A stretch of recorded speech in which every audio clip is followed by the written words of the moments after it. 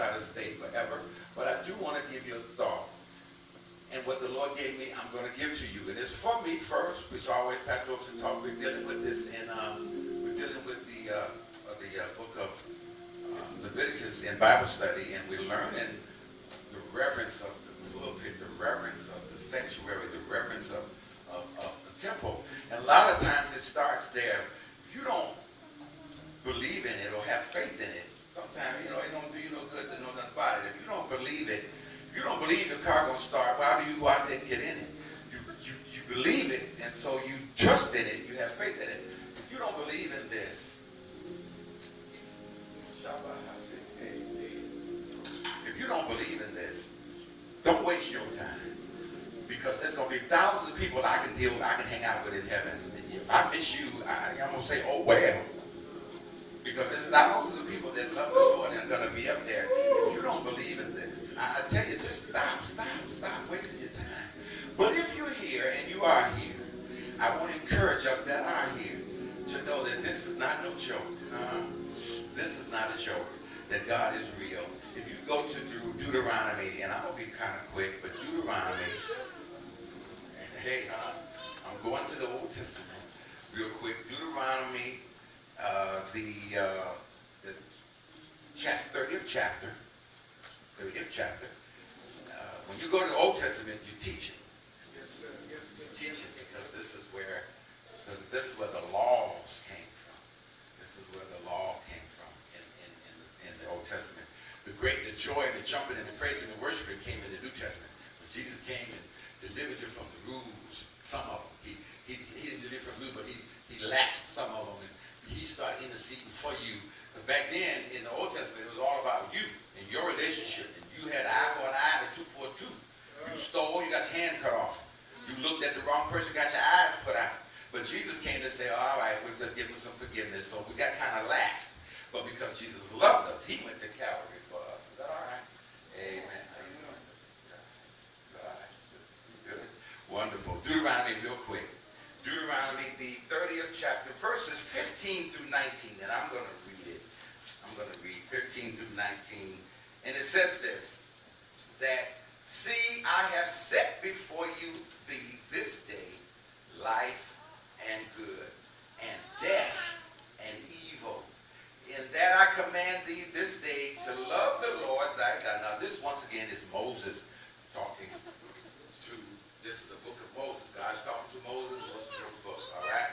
In that I command thee this day to love the Lord thy God, to walk in his ways, and to keep his commandments, and his statutes, and his judgments, that thou mayest live and multiply.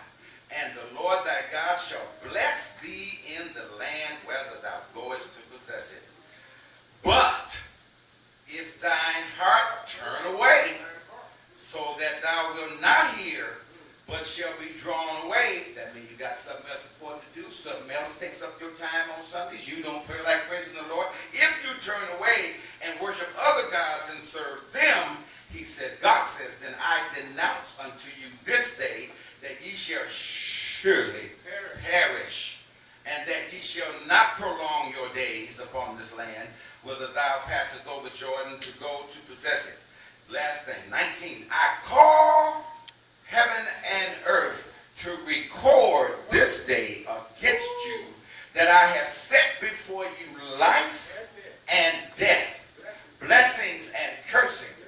Therefore choose life, that both thou and thy seed may live. Now, that's the word of the Lord. God said that. God said that. This morning I asked you, just to say, when they say turn to your neighbor, just turn to your neighbor and ask your neighbor, say, neighbor or friend or brother, do you like your destiny? Do you like your destiny? Do you like your destiny? Yes. Oh. Do you like your destiny? So Sarah, you like your destiny? You little baby, you like your destiny? Here, we finna answer that question. Some of y'all say, yeah. We finna answer that question. Okay. Your destiny is where you have prepared to be. I'm preaching to you today too. I mean, you wasn't in mind, but I'm preaching, and I'm preaching to you, and I'm preaching to you, and I'm preaching to you,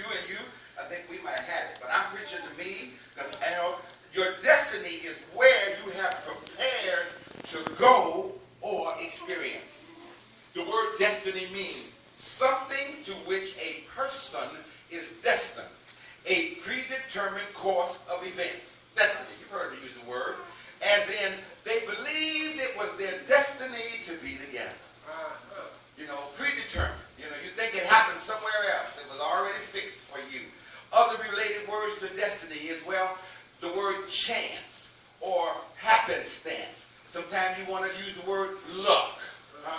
Predestination, after effect, aftermath, conclusion, consequence, effect, outcome. These are words that they revolve around destiny. Result, and last but not least, destiny, your future. Your future. Example, if you choose to go to law school, your desired destiny, what you plan for your future is to become a lawyer. Or a judge, or you want to work in law. Now you have designated the direction your life will go. You made a choice. Example, if you choose to go into the medical field, your desired destiny now becomes medicine.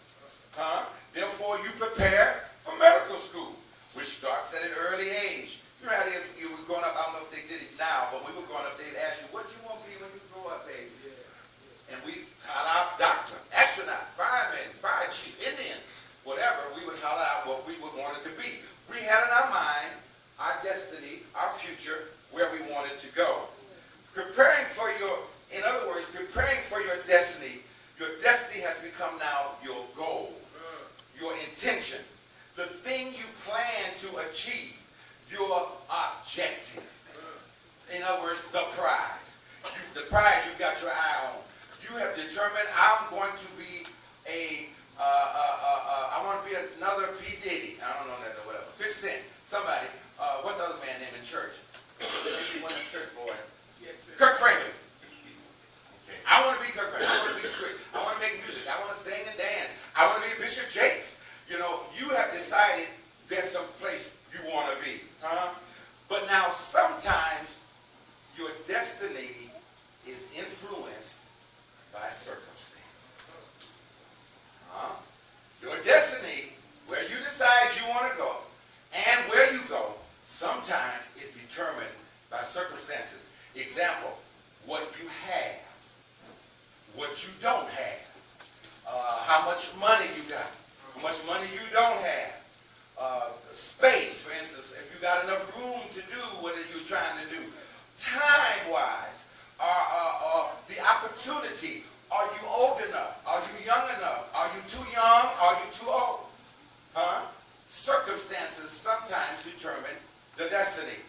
And sometimes, and here's the point this morning, destiny is determined by choice. Yes. By choosing, you can determine your destiny. You choose a path, and that path leads somewhere. All right.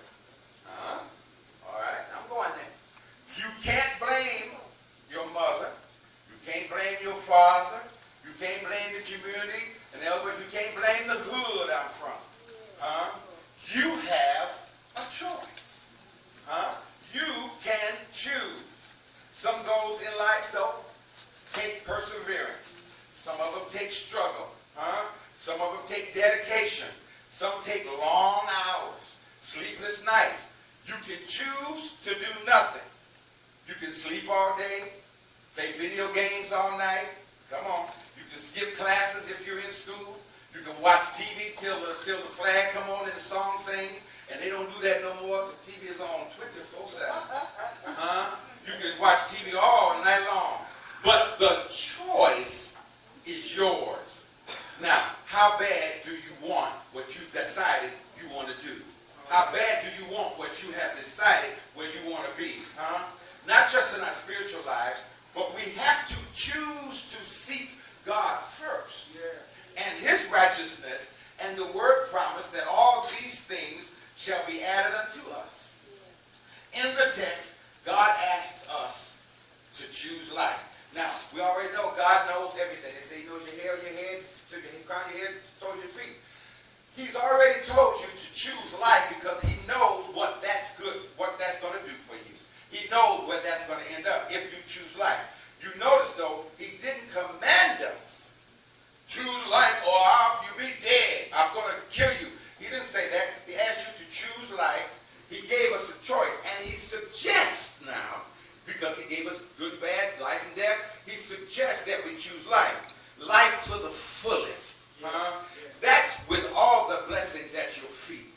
choose God and life, you get blessings. You get everything God has for you. Now, I said this earlier in just talking. Why just be here? Why just show up? Why come to a place where there's so many blessings and don't get none of them? Why just come? Why do we just exist? Why do we just go through the motions? When you've been given a choice. God gave us the right to choose. Why not choose life and live the beauty and fullness of God and all the blessings God has to offer? Why not? You're here. You might as well choose to get on board, huh? God says, I can't make you, but since you have a choice. For instance, why keep coming to church and your favorite song is every Sunday, oh, woe is me. Oh, woe is me. Oh, woe is me. I ain't got nothing. Oh, can't you see? Oh, woe is me. Huh? Oh, woe is me. Taking 2 steps forward and 5 steps back. Huh? I hear some of you, well, Bishop, wait. God's got it all in control. But listen, there's something you need to know, and y'all need to write this down somewhere, put it in so you can see it every day. God will never save you against your will. That's the truth. God will never save you against your will. He'll never take you out of it against your will. He told you in the beginning, choose. He'll never come in and snatch you, throw you on the ground, kick it out of you. You got to choose. For instance, you pray, God, deliver me. I'm going to use some examples. God, deliver me from alcohol. God, deliver me from drugs. God, deliver me from adultery. God, deliver me from lying. Yeah, you come here, you know God's got the power, and you ask for all that. And whatever you've asked for, but when you get up off your knees, you head straight for the thing you just asked for deliverance from. And then you use the example, well, if he wanted me to stop, he'd take the taste. Or not let him or her be home when I'm trying to sneak over there in the midnight hour. Don't let him answer the door. He could have prevented that. Or I can't find the doorman when I wanted my drugs. Or it's a good thing my phone got cut off. That way I couldn't gossip today. The Lord knew I had some whole lot to tell. Nobody called me to gossip today. Once again, God will never save you against your will. You ever heard the saying, if you like it, finish it. I love it. God will never save you against your will. If you like it, God going to stand there and watch you go through it. Because you have a choice. You can choose. Either you pick it up or you put it down. You have a choice. You see, God will open doors and you will shut. You have free will. You can choose to come to church, sit there like a knot on the law, let everybody around you receive their blessing. You go home the same way you came. You got a choice, saints. Or you can lift up the holy hands, Come on, and lift your eyes to the hills, which cometh your help, knowing your help comes from the Lord. Leave here blessed, highly favored, covered in the righteousness of God, covered in the beauty of holiness, just all, full of God's blessings, and in your life enriched with God's favor, But the one thing you are not free to do, one thing you are not free to do is not to make a choice. There ain't but 2 sides. You either own it or you own this one. There's only 2 sides. So if you don't do nothing, you've made a choice. If you do something, you've made a choice. Whether it be good or bad in your daily walk, you have to make the choice. We heard a lot of times, the devil made me do it. My friends made me do it. Well, I did it because of my family. No, nobody else did it but you. The devil didn't make you do it. You chose to do it. Verse 19 says, I call heaven and earth to record this day against you, that I have set before